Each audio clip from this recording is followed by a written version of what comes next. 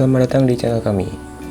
Ini adalah Viata Airboom Nano, sebuah TWS atau wireless Bluetooth earphone dari Viata. Pertama-tama kita lepas plastiknya dulu saja karena pantulannya cukup mengganggu di kamera.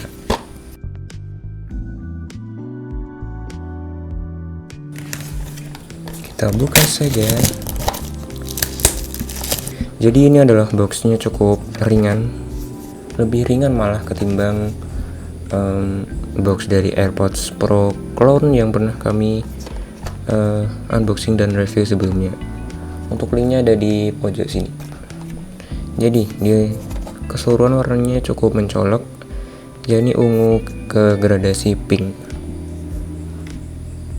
Di sini ada logo Viata, kemudian ada tulisan Airboom Nano dengan tulisan mini size, mega sound, SD audio, ultra bass. Kemudian ada fitur yang unik, yakni 14-in-1 button function. Jadi mungkin ada 14 fungsi di tombol di TWS nya. Kemudian sebelah kanan ada tulisan Nano, sebelah kiri juga bawah kosong. Di belakang ini adalah ada gambar Airboom Nano-nya. Ada banyak detail di sini, yakni model number, wireless version yakni V5.0. Mungkin maksudnya adalah Bluetooth versi 5. Kemudian ada tulisan Bluetooth range yakni kurang dari 10 meter. Cukup wajar untuk Bluetooth TWS. Kemudian ada baterai 3,7 volt. Kapasitas baterai di earbudnya adalah 50 mAh. Kemudian charging case-nya 400 mAh. Kemudian waktunya music time-nya adalah 4 jam. Kemudian charging input di sini ada micro USB 500 mAh. Charging time-nya 1,5 jam. Semoga bisa terbaca dengan baik di kamera. Oke. Langsung kita buka saja.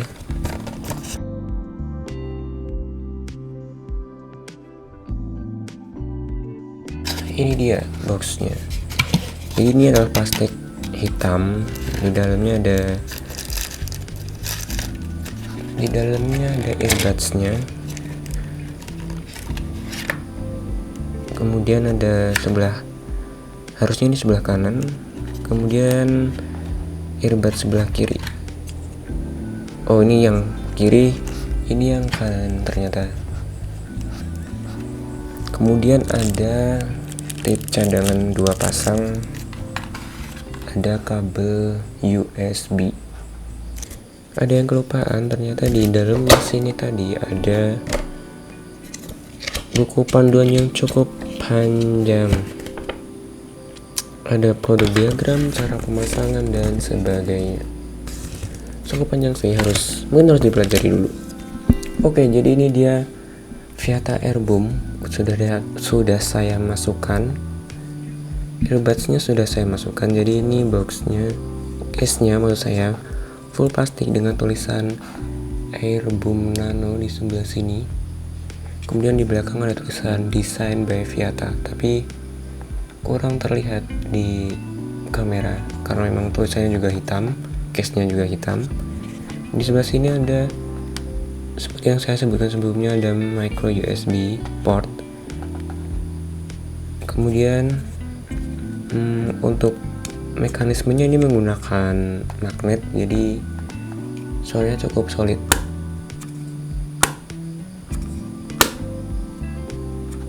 Ada LED di earbuds-nya, warnanya biru dan merah. Kemudian di tengah terdapat LED indikator untuk baterai. Jadi ini belum nyala, mungkin baterainya habis. Nanti akan saya coba. Harganya sendiri kami dapat dari flash sale 145.000. Harga aslinya sekitar 200.000. Lanjut ke reviewnya. Let's go. Oke, mari kita bahas tentang kualitas suaranya untuk mendengarkan musik. Menurut saya, kualitas suaranya tidak spesial, namun cukup baik. Karakter suaranya cenderung hangat, treble, dan vokal sedikit lebih dominan. Cocok untuk mendengarkan podcast dan lagu-lagu akustik. Meskipun begitu, untuk lagu-lagu ngebass juga masih bisa dinikmati. Dibandingkan dengan AirPods Pro Clone yang pernah kami review sebelumnya, suara di Viata Airboom Nano ini sedikit lebih jauh dari telinga. Tapi hal tersebut malah membuat telinga saya tidak gampang capek untuk mendengarkan musik.